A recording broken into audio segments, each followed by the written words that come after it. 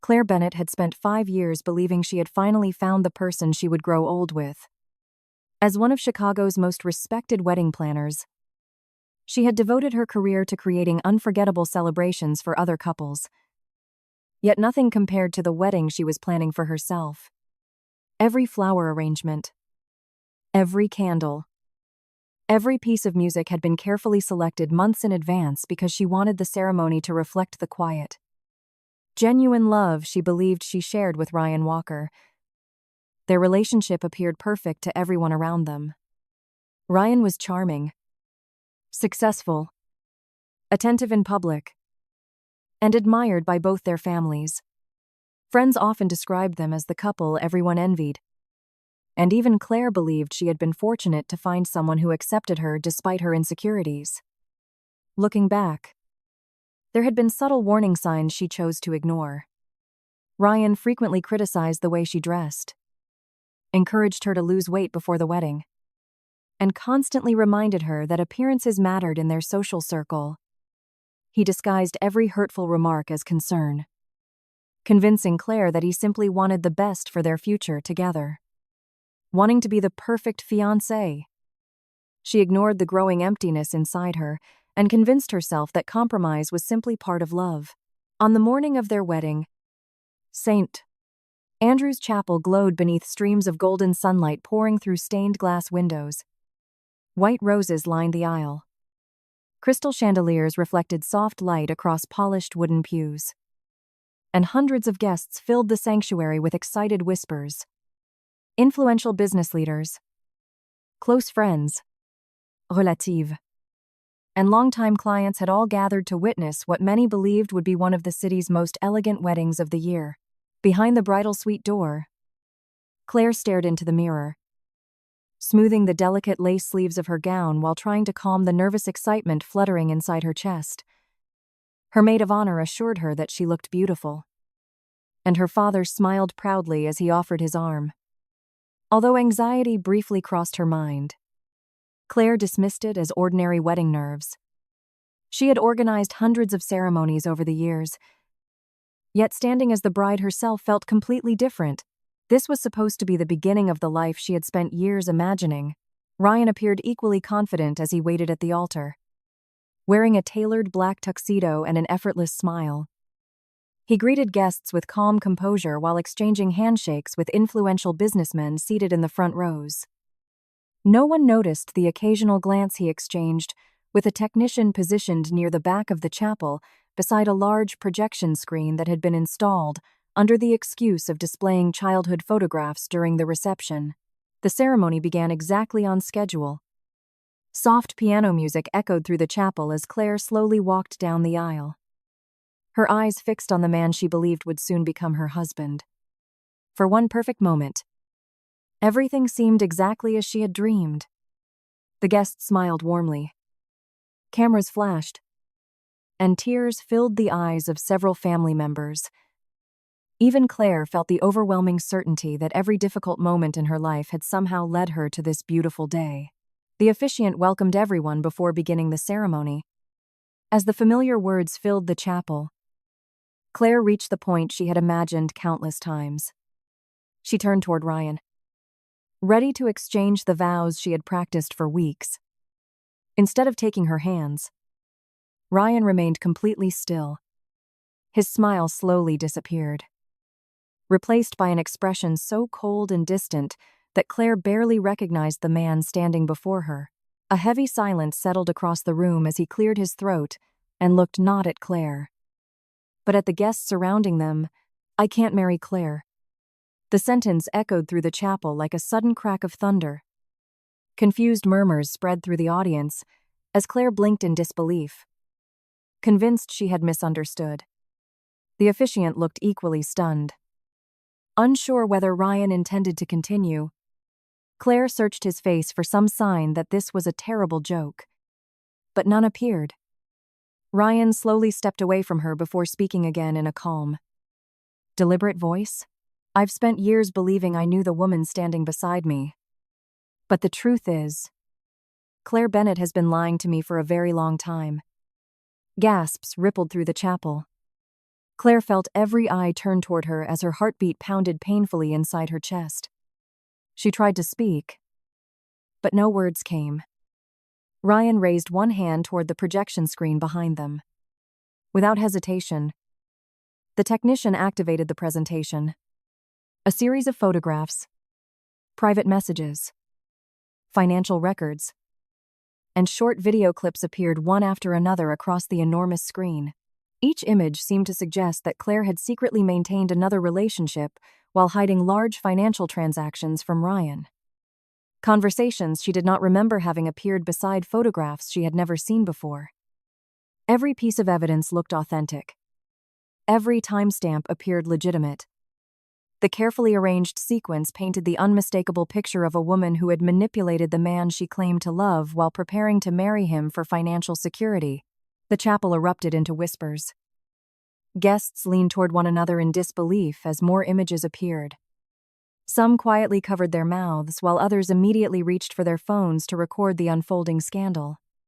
Claire stared at the screen, her mind struggling to process what she was seeing. She recognized fragments of old photographs from previous charity events and business meetings, yet somehow they had been combined into an entirely different story. Before she could understand how any of it was possible, Ryan spoke again. "I trusted her with my future," he said, his voice breaking with carefully measured emotion. "I ignored every warning because I loved her. But I refused to build a marriage on lies." The performance was flawless. His trembling voice, lowered head, and visible disappointment convinced nearly everyone in attendance that he was the true victim. Several guests nodded sympathetically. Others looked toward Claire with growing disappointment. One elderly relative quietly whispered that she had always suspected something was wrong. A former client shook her head in disbelief, unable to reconcile the kind woman she knew with the accusations unfolding before her eyes. Claire finally found enough strength to speak. "Ryan, none of this is true." Her voice trembled so softly that it barely carried through the chapel. Ryan looked at her with practiced sadness before slowly shaking his head. "I wanted to believe you would tell me the truth before today." Another video began playing on the screen. Edited audio recordings seemed to capture Claire discussing hidden accounts and secret meetings. The voices sounded identical to hers. Even Claire questioned herself for a brief second before realizing they had been manipulated. She desperately searched the room for someone willing to believe her. But every familiar face reflected the same mixture of shock, disappointment, and judgment. Her parents exchanged uncertain glances. Close friends lowered their eyes. Business associates quietly stepped away as though merely standing near her might damage their own reputations. Within minutes, the woman who had spent years helping others celebrate the happiest days of their lives found herself completely alone at the center of her own public humiliation. The officiant finally closed his ceremony book in silence. The wedding had ended before a single vow had been exchanged. Claire stood motionless beneath the floral arch she had designed herself, unable to understand how the happiest day of her life had transformed into the greatest nightmare she had ever experienced. As whispers spread across every corner of the chapel and countless phone cameras continued recording, she realized that whatever had just happened would not end inside those walls. Before the afternoon was over, the entire city, and soon, the entire internet would believe she had betrayed the man she loved. For several endless seconds, Claire remained frozen beneath the floral arch, unable to process the nightmare unfolding around her. The silence that followed Ryan's accusations lasted only a moment before the chapel erupted into whispers. Conversations spread from one pew to another like wildfire. Guests who had been smiling only minutes earlier now stared at her with unmistakable disappointment. Some avoided looking at her altogether, while others openly pointed toward the giant screen, convinced they had just witnessed the exposure of a carefully hidden deception. Phones that had once been raised to capture a joyful wedding ceremony were now recording a public scandal. Every tear rolling down Claire's face, every trembling breath, every desperate attempt to speak was preserved through countless camera lenses. She wanted to explain, She wanted to tell everyone that the evidence had been manipulated, that none of the messages, videos, or financial records reflected reality.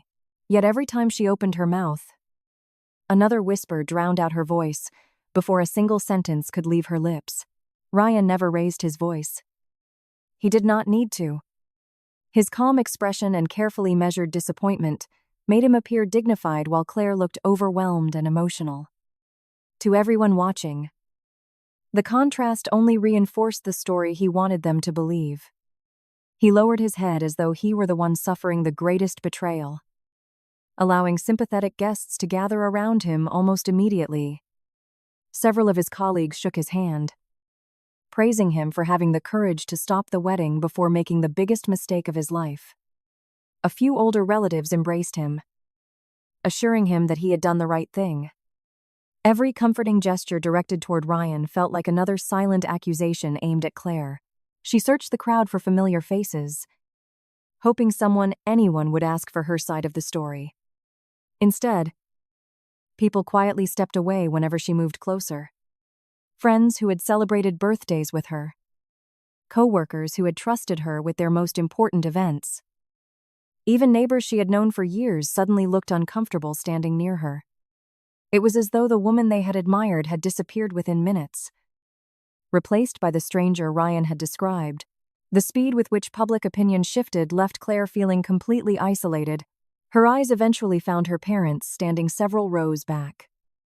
They had always believed she was honest, compassionate, and incapable of hurting anyone intentionally. Claire desperately hoped they would recognize the fear in her expression and realize something was terribly wrong. She hurried toward them, tears blurring her vision. "Mom. Dad. Please listen to me." Her mother stared silently at the floor while her father looked toward Ryan instead of his daughter. The disappointment on his face hurt far more than the whispers surrounding them. "Is any of it true?" he asked quietly. Claire shook her head immediately. "No. I swear none of it happened." Her father closed his eyes for a brief moment before releasing a long, exhausted sigh. The evidence looked convincing. "It was fabricated," Claire pleaded. "Someone edited everything." Her mother finally looked up. But instead of offering comfort, her expression reflected uncertainty and embarrassment. "Claire. Why would Ryan invent something like this?" The question pierced deeper than any accusation. In that single moment, Claire understood that even the people who had loved her entire life were beginning to doubt her. She reached for her mother's hand, but the older woman instinctively stepped back. The movement was subtle, almost unconscious, yet it shattered something inside Claire that words never could. "We need time," her father said quietly before gently guiding his wife toward the chapel exit. Claire watched in disbelief as her own parents walked away without embracing her, without asking whether she was all right, without promising they would uncover the truth together. They simply left. As the final guests began leaving the chapel, the photographers who had been hired to document a beautiful wedding continued capturing every painful moment. On a B1, social media accounts uploaded short clips from inside the ceremony. Titles such as "Bride Exposed at the Altar," "Wedding Ends in Shocking Betrayal," and "Groom Discovers Fiancé's Secret" spread across multiple platforms within hours. Edited videos highlighted Ryan's emotional speech while carefully cutting out Claire's attempts to defend herself. Millions of viewers who had never met either of them quickly formed opinions based on 60-second clips. Comments flooded every platform. "She deserved it. Poor groom. He was brave enough to walk away. Another gold digger exposed." The internet had already reached its verdict long before Claire could even understand what had happened. She returned to her apartment late that evening wearing the same wedding dress she had expected to cherish forever. Her makeup had long since dissolved beneath hours of tears, and the delicate white fabric was stained with dust from the church steps. The apartment still looked exactly as she had left it that morning. Wedding gifts covered the dining table. Fresh flowers filled every corner. Their honeymoon itinerary remained open on the kitchen counter beside 2 passports waiting for a journey that would never happen. The silence inside the apartment felt unbearable. Claire slowly removed her veil and placed it on the sofa before collapsing onto the floor. For the first time that day, she allowed herself to cry without worrying who might be watching. The following morning brought no relief. Her phone buzzed continuously with notifications she no longer wanted to read. Hundreds of missed calls. Thousands of messages. Interview requests from local news stations. And endless social media mentions filled every screen. Some strangers demanded explanations. Others insulted her without hesitation. Anonymous accounts sent cruel messages questioning her appearance, her character, and even her family.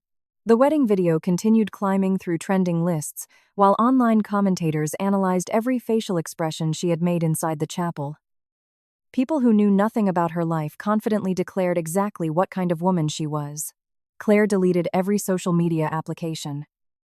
But the silence that followed felt no less overwhelming. Even without reading the comments, she knew the world had already decided who she was. 3 days later, she forced herself to return to work. Event Horizon Weddings had been her second home for nearly 8 years. She believed that focusing on upcoming projects might help distract her from everything else. As she entered the office, conversations stopped almost immediately. Employees who usually greeted her warmly suddenly became strangely quiet. Some smiled awkwardly before lowering their heads. Others pretended to be busy with paperwork. Claire recognized the discomfort in every expression. Hair manager, Linda Brooks, quietly invited her into a private meeting room. "I wish this conversation weren't necessary." Linda began carefully. Claire already knew what was coming. "The company has received dozens of emails from clients." She nodded silently. "Several have threatened to cancel their events if you're involved." Claire closed her eyes. "I understand." Linda looked genuinely heartbroken. "This isn't about whether I believe the accusations." Claire looked up hopefully. "Then why?" "Our reputation depends on public trust. Right now, every article online connects our company with the scandal. Sponsors are asking questions. New clients are postponing consultations. We simply can't survive this level of negative attention." The words felt strangely calm, almost gentle. Yet they carried devastating consequences. "We're terminating your employment effective immediately." No argument came to Claire's mind. She signed the paperwork with trembling hands before quietly packing the family photographs, notebooks, and small keepsakes that had decorated her office for years. As she carried the cardboard box through the hallway one final time, several coworkers looked away because they didn't know what to say. Others whispered apologies under their breath but remained too afraid to publicly support her. When the elevator doors finally closed, Claire stared at her own reflection in the polished steel walls. Less than a week earlier, she had been planning a honeymoon with the man she loved. Now she had no fiancé, no family standing beside her, no career, and no reputation left to protect. Everything she had spent years building had collapsed within a single afternoon. For days, she barely left the apartment. The curtains remained closed as morning turned into night and night into another silent morning. Meals went untouched. Calls from concerned acquaintances slowly stopped arriving. Even the people who had once insisted they would always support her disappeared one after another. Unwilling to become connected to someone the public had already condemned, sitting alone beside the window one rainy evening, Claire finally realized that losing Ryan had not been the greatest tragedy of her life. The real heartbreak was discovering how quickly trust, friendship, family, and success could vanish when the world believed a lie. With nothing left to lose and no one left willing to hear her side of the story, she wondered whether the truth would ever matter again. Several weeks passed after Claire's life had been turned upside down. Yet the story that had consumed social media refused to fade. Millions of people had already accepted the viral video as undeniable proof of her guilt. But one person remained unconvinced. His name was Nathan Hayes. Contrary to the rumors that would later circulate, Nathan was not a billionaire, a powerful executive, or someone with unlimited influence. He was one of the country's most respected investigative journalists, known for exposing media manipulation, corporate corruption, and carefully orchestrated public deception. Throughout his career, Nathan had earned a reputation for refusing to accept convenient narratives. Whenever a scandal exploded across television and social media with suspicious speed, he asked the same question that few others bothered to consider. Who benefits from everyone believing this story? That simple question had uncovered countless hidden conspiracies in the past. And now it drew his attention toward Claire's case. Nathan first encountered the footage while preparing research for an unrelated investigation into coordinated online misinformation.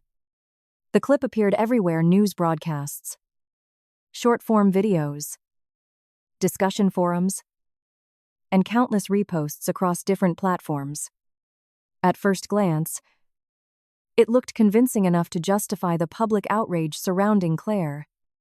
Yet after watching it several times, Nathan noticed details that felt strangely artificial. Most viral videos were chaotic, filmed by startled witnesses with shaky hands and incomplete perspectives. This recording was different. Multiple camera angles captured every crucial moment with almost cinematic precision. The timing of each shot seemed impossibly convenient, as though every person holding a phone had instinctively known exactly where to stand before the confrontation even began. Instead of documenting an unexpected event, the footage appeared to have been carefully choreographed. Curiosity quickly evolved into professional suspicion. Nathan slowed the recording frame by frame, examining facial expressions, body language, lighting, reflections, and transitions between angles. Certain edits happened so smoothly that ordinary viewers never questioned them. But to someone experienced in digital investigations, they raised immediate concerns. Several cuts eliminated brief moments that should have connected naturally. Background noises changed unexpectedly. The crowd's reactions were strangely synchronized despite supposedly coming from different recordings. Even the timestamps embedded in some versions of the footage showed inconsistencies that suggested multiple files had been altered before being distributed online. None of these irregularities alone proved manipulation, but together they painted a troubling picture. Someone had invested significant effort into making the incident appear authentic while subtly controlling exactly what the audience could see. Rather than publishing a sensational theory, Nathan followed the discipline that had made his reputation. Every suspicion required evidence. Every assumption needed verification. He began tracing the video's digital history, identifying the earliest uploads and comparing metadata preserved in archived copies before the files had been compressed by social media platforms. The deeper he searched, the stranger the timeline became. Several accounts that appeared unrelated had uploaded nearly identical versions within minutes of each other, using remarkably similar captions and hashtags. Many of those accounts had little posting history before the incident and became inactive shortly afterward. To Nathan, it resembled a coordinated amplification campaign rather than spontaneous public sharing. His investigation soon expanded beyond the internet. Nathan visited the restaurant where the confrontation had allegedly taken place, speaking privately with employees who had been working that evening. Some remembered the argument, but their recollections did not fully match the version that dominated online discussions. A waiter quietly admitted that several unfamiliar individuals had arrived unusually early carrying professional camera equipment disguised inside ordinary backpacks. Another employee recalled seeing people repeatedly changing positions before the confrontation began, as if rehearsing where to stand. Although none of the witnesses understood the significance of those observations at the time, their memories reinforced Nathan's growing belief that the incident had been staged far more carefully than anyone realized.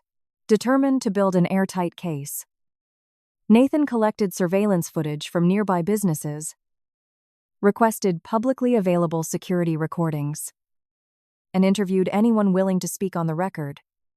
Piece by piece, fragments of the truth began emerging. Different videos revealed movements that had been intentionally excluded from the viral edit. Individuals who appeared to be random bystanders were seen communicating with one another before the confrontation. A man who had aggressively shouted accusations at Claire entered the building alongside another person responsible for filming from the opposite side of the room. These connections transformed isolated coincidences into a recognizable pattern. Someone had organized the event with extraordinary precision. Nathan also contacted independent digital forensics specialists, whose expertise lay in identifying manipulated media. Without revealing his own conclusions, he asked them to examine copies of the original files. Their technical analyses uncovered compression anomalies, inconsistent encoding signatures, and evidence that certain sequences had been rearranged before publication. While the edits were subtle enough to escape casual viewers, they significantly altered the narrative by removing context that could have changed public perception. For Nathan, this was the breakthrough he needed. The scandal surrounding Claire was no longer simply a story about one woman's downfall. It was becoming evidence of a sophisticated media operation designed to destroy a person's reputation through carefully engineered deception. Despite these discoveries, Nathan resisted the temptation to release incomplete findings. He understood that exposing a conspiracy without irrefutable proof could permanently damage his own credibility and allow those responsible to dismiss the investigation as speculation.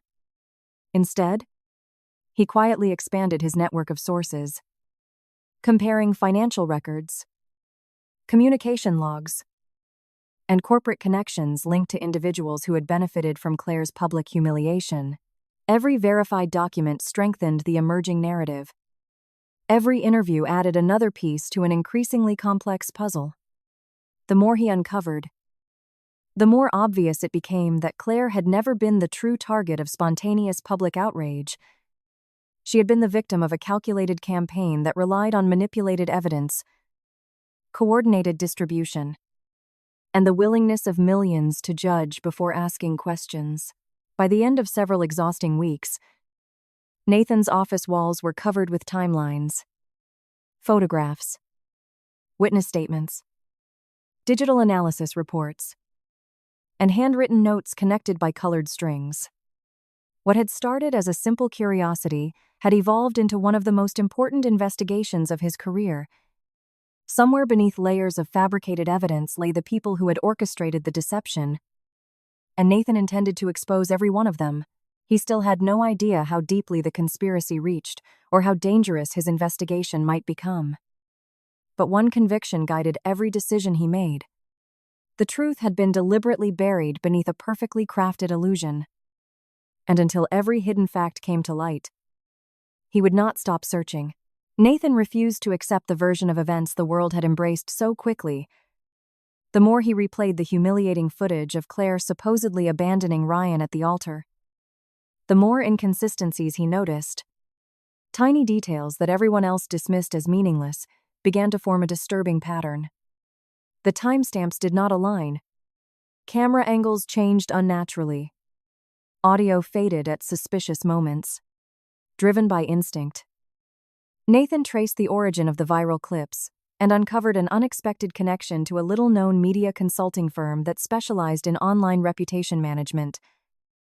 What initially appeared to be a routine marketing agency soon revealed itself as the missing piece of a carefully orchestrated conspiracy. Financial records showed large payments from Ryan to the company only weeks before the wedding, disguised as promotional expenses. Curious, Nathan contacted a former employee who had recently resigned under bitter circumstances. After several hesitant conversations, the whistleblower admitted that the firm had been hired for a highly confidential project involving fabricated digital evidence. Their assignment had never been to promote a brand, it had been to manufacture a scandal convincing enough to destroy a woman's reputation overnight. The revelation shattered everything Nathan believed about Ryan. The so-called proof of Claire's betrayal had not been discovered by chance. Every photograph, every leaked message, every conveniently timed recording had been manipulated or deliberately taken out of context. Professional editors had stitched together fragments of unrelated conversations, altered timestamps, enhanced misleading images, and inserted fabricated exchanges until the narrative became impossible to question. Even the emotional reactions captured during the ceremony had been strategically edited to portray Claire as cold and deceitful, while Ryan appeared as the devastated victim. Millions of viewers had unknowingly consumed a fictional story disguised as undeniable truth. The campaign had been engineered with remarkable precision, exploiting social media algorithms to spread outrage before anyone could verify the facts. By the time Claire attempted to defend herself, public opinion had already convicted her. As Nathan dug deeper, the motive behind the elaborate deception became even darker. Ryan had never intended to save the relationship. Months before the wedding, he had secretly consulted attorneys and financial advisors, searching for the most profitable way to walk away without sacrificing his own wealth. Claire's thriving event planning company had become far more valuable than Ryan had ever anticipated. Built through years of sleepless nights, endless networking, and relentless dedication, the business had secured prestigious contracts that promised exponential growth. Ryan wanted complete control of that success without sharing the rewards. If he simply ended the engagement, complicated legal disputes over jointly acquired assets and corporate ownership could threaten his ambitions. But if Claire could be branded as the unfaithful partner who destroyed the relationship, public sympathy, business leverage, and legal negotiations would all shift decisively in his favor. The fake scandal was never about heartbreak. It was a calculated financial strategy disguised as emotional betrayal. Nathan soon uncovered internal emails exchanged between Ryan and executives at the media company. Their conversations outlined every stage of the operation with chilling professionalism.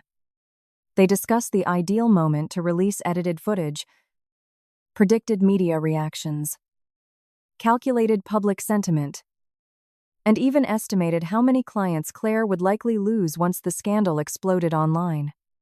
There were spreadsheets assigning budgets to anonymous influencers who would amplify the accusations, detailed schedules coordinating fake eyewitness accounts, and scripted responses designed to suppress anyone questioning the authenticity of the evidence. One document contained a particularly disturbing instruction: ensure Claire appears isolated. If no one supports her publicly within 48 hours, the narrative becomes irreversible. Reading those words, Nathan realized the attack had been psychological as much as financial. Ryan had not only planned to steal Claire's company, he had intended to erase every source of trust and support she possessed. The investigation uncovered another shocking twist when Nathan located the freelance editor responsible for assembling several viral videos. Initially terrified of legal consequences, the editor refused to cooperate.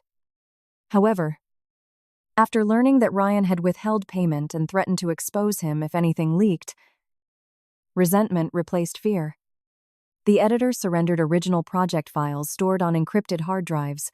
Comparing those files with the videos circulating online exposed countless manipulations. Innocent conversations had been rearranged into fabricated arguments. Claire's facial expressions had been copied from unrelated moments and inserted into scenes where they never existed. Background audio had been replaced to create false implications. Even a photograph supposedly showing Claire embracing another man had been digitally altered. The original image revealed she had merely greeted an elderly client after a successful charity gala. Every revelation dismantled another pillar of Ryan's carefully constructed lie. Yet the conspiracy extended even further. Nathan discovered Ryan had quietly negotiated with several of Claire's largest corporate clients weeks before the wedding. Presenting himself as the future sole decision-maker, he promised discounted contracts once he officially controlled the company. He confidently assured them that Claire's personal scandal would soon make her incapable of leading the business. Some clients, unaware of the manipulation, had already begun preparing to transfer their contracts. Ryan's confidence revealed how certain he had been that his plan could never fail. He believed public humiliation would force Claire into silence, while financial pressure compelled her to surrender ownership voluntarily. Every move demonstrated that the wedding itself had simply been the stage for a hostile corporate takeover disguised as personal tragedy. Just when Nathan believed he had uncovered the entire scheme, Another unexpected twist emerged. The whistleblower from the media company revealed that Ryan had insisted on inserting additional fabricated evidence only hours before the ceremony because he feared Claire's impeccable reputation might survive the initial accusations. Those last-minute edits created technical inconsistencies that ultimately became the weakest point of the deception. Without Ryan's greed pushing for more dramatic lies, the forgery might never have been exposed. Ironically, the very obsession that drove him to seize Claire's company also planted the seeds of his downfall. Each new discovery connected seamlessly with the previous one, transforming isolated suspicions into an undeniable chain of evidence. Piece by piece, Nathan reconstructed the truth, exposing not only a fake cheating scandal but an elaborate criminal conspiracy fueled by greed, manipulation, and ruthless ambition. What had begun as a heartbreaking wedding disaster was finally revealed as a meticulously engineered fraud designed to steal Claire's company, her assets, and her future. But now the carefully crafted illusion was collapsing. And Ryan's greatest weapon, the false narrative that had destroyed Claire's life, was becoming the very evidence that would destroy his own. Nathan never told Claire what she should do. He never encouraged revenge, never urged her to expose Ryan publicly, and never tried to become the hero of her story. Instead, he quietly placed a thick folder on the table in front of her. Inside were months of investigative work, financial records, original video files, forensic reports proving digital manipulation, confidential emails between Ryan and the media consulting firm, payment receipts disguised as marketing expenses, sworn statements from former employees, and every piece of evidence that revealed the conspiracy behind the wedding scandal. When Claire finished reading, silence filled the room. She realized that everything she had desperately tried to explain to the world had finally been proven beyond doubt. Nathan looked at her calmly before saying only one sentence. "The truth belongs to you now." Then he walked away. He would not fight her battle for her. He believed the woman whose reputation had been stolen deserved the chance to reclaim it with her own voice. For the first time since her life had collapsed, Claire no longer felt powerless. The fear that had haunted every sleepless night slowly transformed into determination. She understood that exposing Ryan was no longer about repairing her image. It was about ensuring that no one else would become the victim of such calculated cruelty. She immediately contacted one of the country's most respected litigation attorneys, Amelia Carter, a legal strategist known for dismantling complex financial fraud cases. Amelia reviewed every document Nathan had collected, spending nearly 2 days examining contracts, transaction histories, metadata, forensic analyses, and witness testimony. By the end of the review, her conclusion was unmistakable. Ryan had not merely lied to the public. He had orchestrated an elaborate criminal enterprise involving document forgery, digital manipulation, corporate fraud, conspiracy, and financial deception. What appeared to be a failed engagement was, in reality, a sophisticated scheme to unlawfully seize control of Claire's thriving event planning company and eliminate her ability to resist. The legal team moved quickly.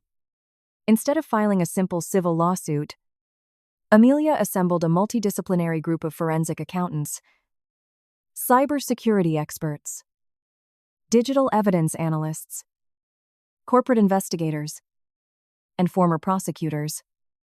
Every claim had to withstand relentless scrutiny because they anticipated Ryan would deny everything. Specialists reconstructed deleted files recovered from encrypted drives, restored original metadata from manipulated videos, traced cryptocurrency transfers used to pay freelance editors, and analyzed communication records linking Ryan directly to executives at the media company. Independent experts authenticated every document to eliminate any possibility that Ryan could accuse Claire of fabricating evidence in return. Each new report strengthened the case until the evidence no longer resembled isolated incidents. Together, They painted the picture of a carefully planned operation designed to destroy one woman's reputation in order to acquire her business, her assets, and her future. Claire refused to hide while the legal process unfolded. For months, the internet had judged her without allowing her to speak. She decided that silence would no longer serve anyone except the people who had manipulated the truth. Her attorneys organized a press conference at the same convention center where she had once accepted awards for excellence in event management. Reporters from national television networks, financial newspapers, digital publications, and international media outlets filled the auditorium. Many arrived expecting emotional statements or personal accusations. Instead, Claire stepped onto the stage carrying nothing except a folder containing verified evidence. She appeared composed, dressed in a simple navy suit, without extravagant jewelry or dramatic styling. Her calm presence contrasted sharply with the chaos that had surrounded her for months. When the cameras began broadcasting live, Claire did not attack Ryan's character. She started with facts. Large projection screens displayed original surveillance footage alongside the edited versions that had gone viral. Digital forensic specialists demonstrated frame by frame how images had been altered, timestamps manipulated, and unrelated conversations rearranged into fictional narratives. Audio engineers explained how voices had been cut, merged, and enhanced to create misleading implications. Metadata displayed precise editing histories that contradicted Ryan's public claims. Financial analysts then presented payment records showing substantial transfers from Ryan to the media consulting firm responsible for manufacturing the false evidence. Every accusation that had once been directed toward Claire now unraveled before millions of viewers in real time. The audience watched the same scandal that had destroyed her life collapse under the weight of objective proof. Public reaction changed almost instantly. Social media platforms that had once condemned Claire became flooded with apologies, disbelief, and outrage.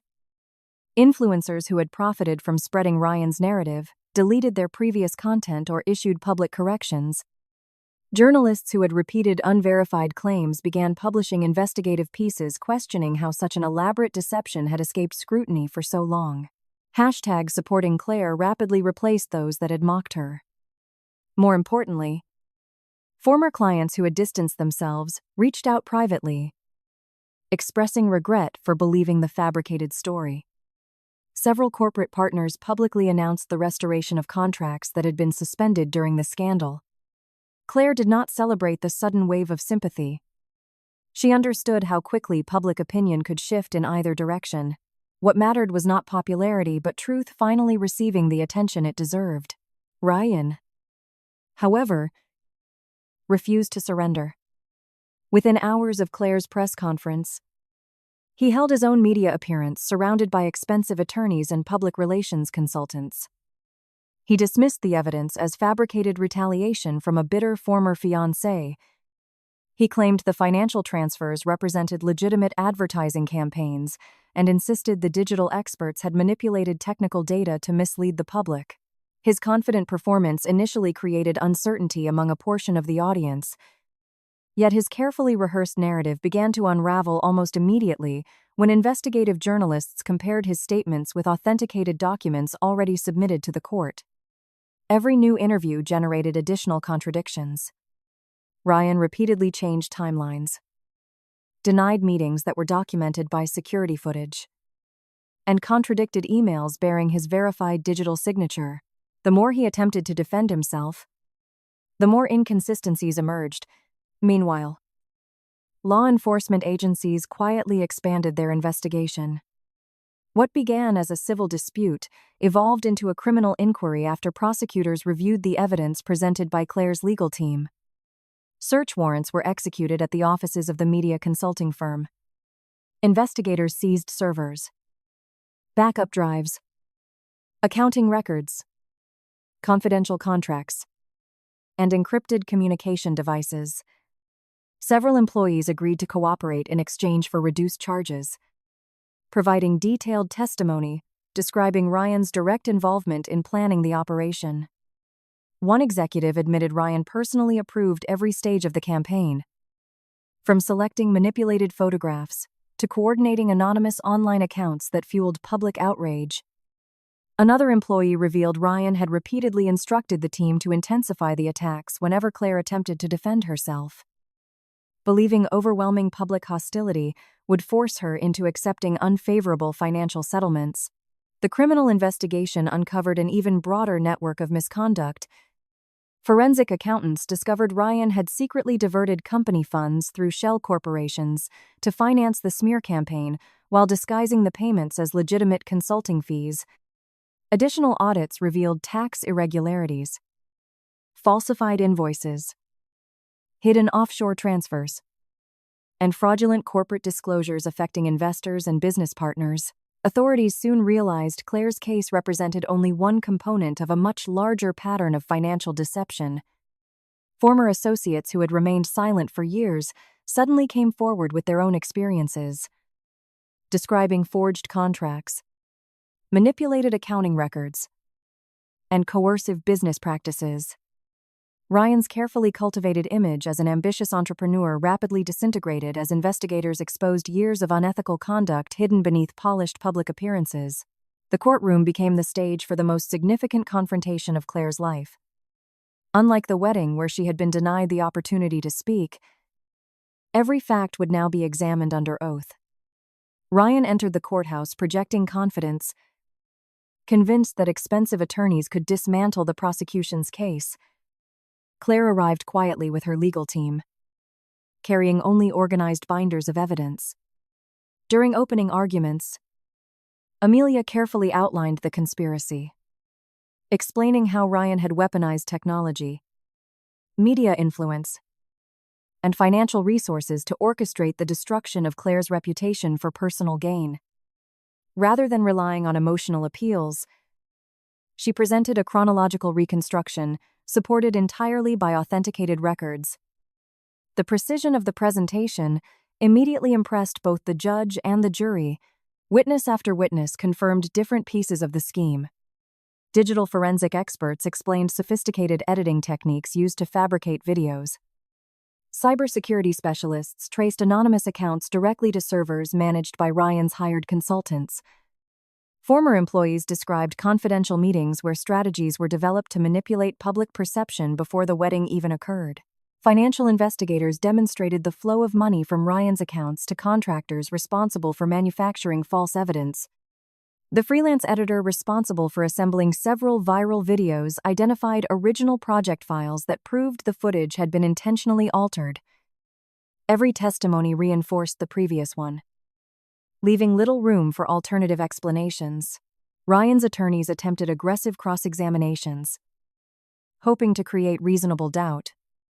They questioned witness credibility, challenged technical methodologies, and argued that editing alone did not prove criminal intent. Yet every strategy collapsed against overwhelming documentation. Certified forensic reports confirmed file authenticity. Independent laboratories reproduced identical analytical results.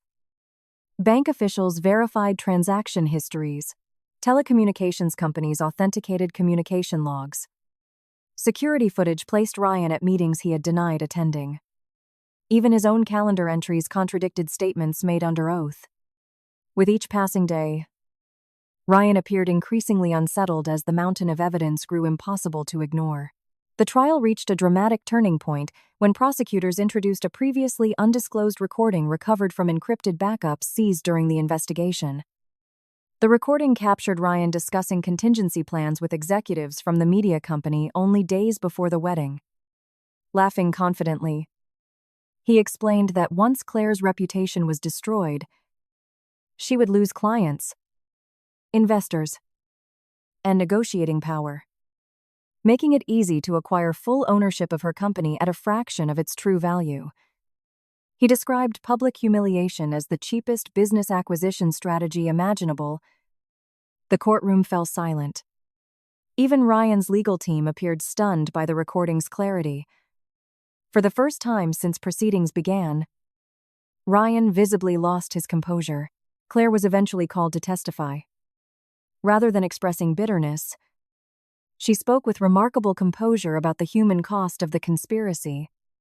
She described waking every morning to thousands of hateful messages, watching loyal employees lose confidence, seeing years of professional achievement disappear within days, and questioning whether she would ever rebuild her life. She explained that the deepest wound had never been losing money or public admiration. It had been witnessing truth become irrelevant, while carefully manufactured lies spread without resistance. Her testimony resonated not because it was dramatic, but because it reflected quiet dignity after unimaginable betrayal. Many observers later remarked that her honesty accomplished more than any legal argument. Outside the courthouse, public opinion continued shifting. News organizations that had once sensationalized Claire's downfall now published extensive investigative reports exposing systemic failures in digital verification and media accountability. Universities invited legal experts to discuss the case as a landmark example of technology-assisted defamation and corporate fraud. Advocacy organizations highlighted Claire's experience when promoting stronger protections against manipulated digital evidence. Her story evolved beyond a personal tragedy into a broader conversation about truth, ethics, and responsibility in the digital age. After weeks of testimony, exhaustive forensic analysis, and relentless examination of evidence, the verdict finally arrived. The court found Ryan responsible for orchestrating fraudulent evidence, financial deception, conspiracy, and multiple forms of corporate misconduct. Civil judgments ordered substantial financial compensation to Claire, restoration of her ownership rights, and punitive damages reflecting the scale of the conspiracy.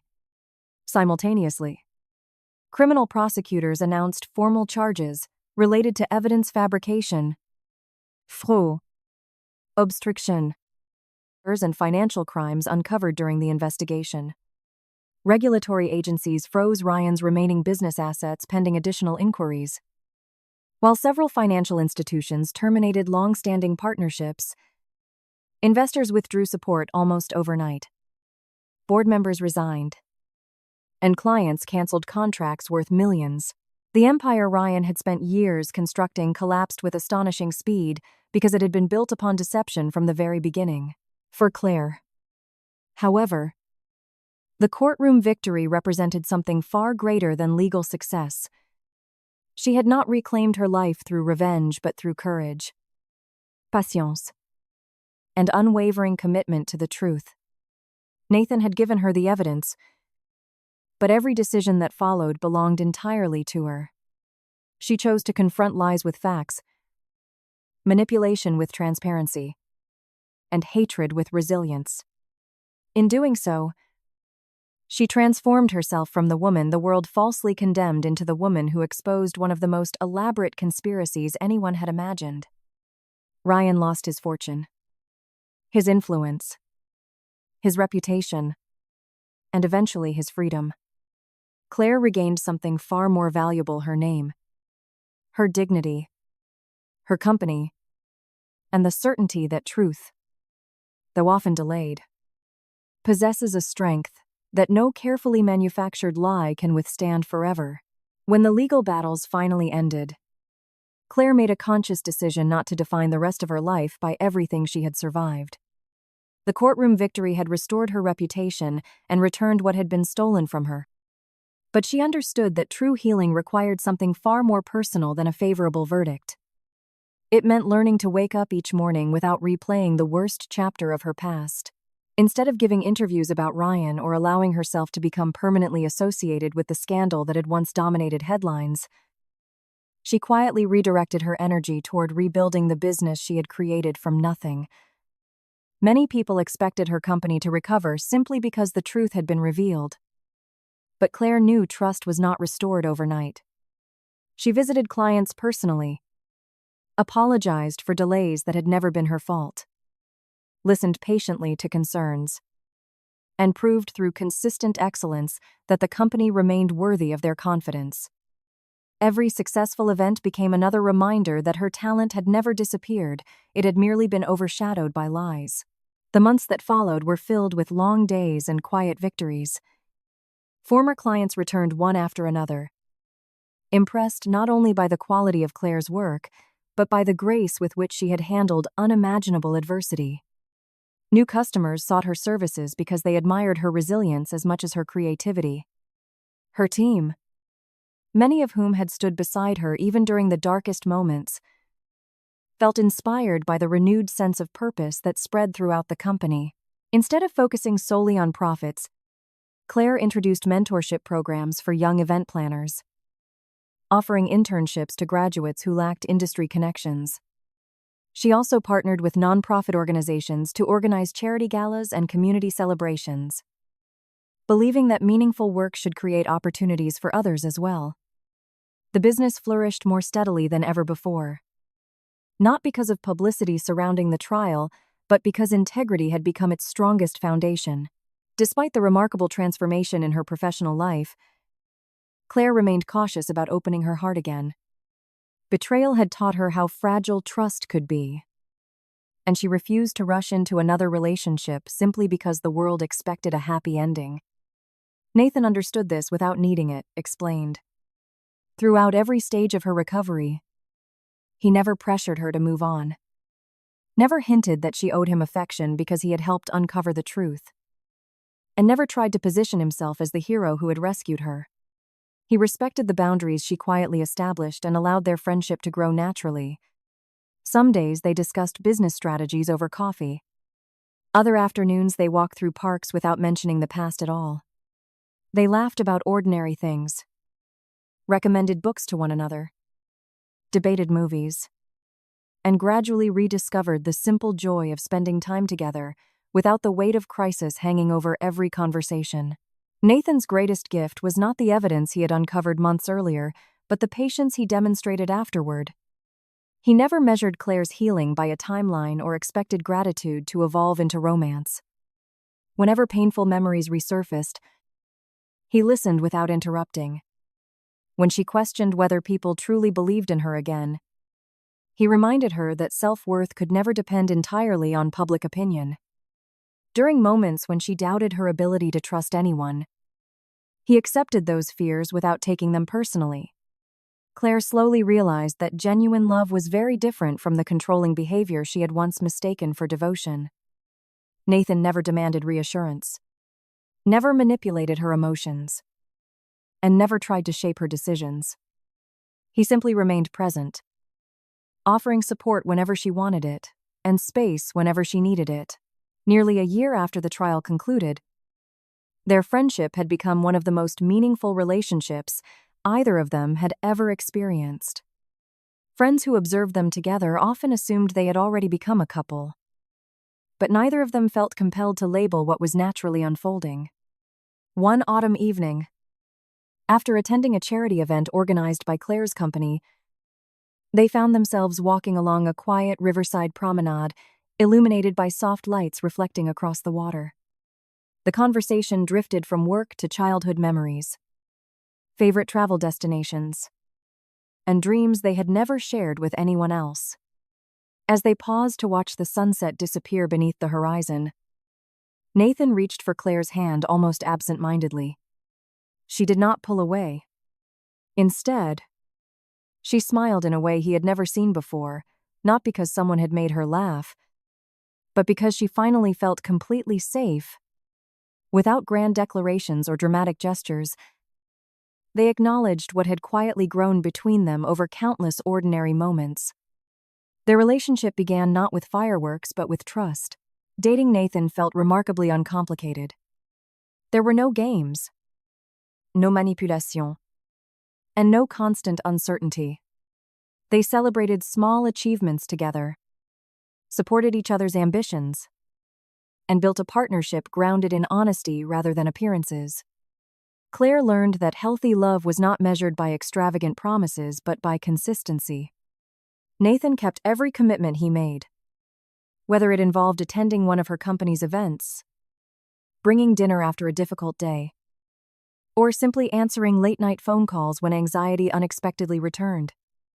Likewise, Claire encouraged Nathan to pursue opportunities he had postponed, while helping her investigate Ryan's conspiracy. Their relationship never revolved around rescuing one another. Instead, it flourished because two independent people chose to walk through life side by side.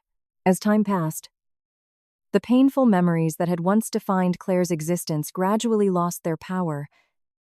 The wedding that had nearly destroyed her became nothing more than a distant chapter rather than the story's conclusion. She no longer avoided conversations about the past because those experiences had shaped her into someone stronger, wiser, and more compassionate. Looking back, she understood that surviving betrayal had revealed qualities within herself she never knew existed. Courage had replaced fear. Confidence had replaced self-doubt. Forgiveness, though difficult, had replaced bitterness. She did not forgive Ryan to excuse his actions, but to free herself from carrying the burden of hatred forever. On a crisp spring afternoon, Nathan invited Claire to the botanical garden where they had spent countless weekends during the previous year. The flowers were in full bloom, and familiar pathways reminded them of quiet conversations shared during both joyful and difficult days. There was no orchestra, no crowd of spectators, and no elaborate production resembling the wedding that had once become a stage for deception. Nathan believed the most important moments deserved authenticity rather than spectacle. As they reached a peaceful overlook surrounded by blooming roses, he stopped walking and turned toward Claire. Taking a small velvet box from his jacket, he lowered himself onto one knee. For a brief moment, neither of them spoke. The silence carried every memory they had shared: the investigations, the courtroom victories, the healing, the laughter, the setbacks, and the countless ordinary days that had slowly built an extraordinary bond. Nathan looked into Claire's eyes with quiet certainty before speaking the words that had lived in his heart for months. "I didn't fall in love with the woman everyone admired. I fell in love with the woman who stood back up after the whole world believed she was guilty." Tears filled Claire's eyes, not because of the ring or the proposal itself, but because she understood the depth of what he meant. Ryan had once loved the image of success Claire represented. Nathan loved the person she had become after losing everything.